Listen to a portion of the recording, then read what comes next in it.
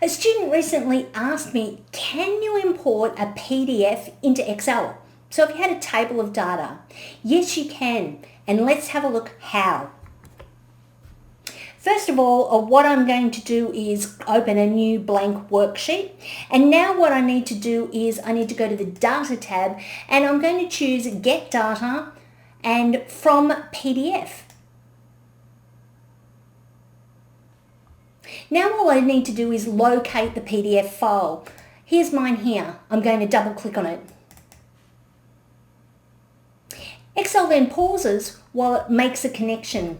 Then it brings up a navigator box. What you need to do here is click on the relevant table options until you find the table or the worksheet tab that represents the data you want to import. Then choose Load.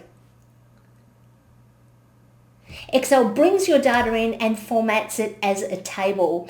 So that's how you can copy and paste PDF into an Excel worksheet.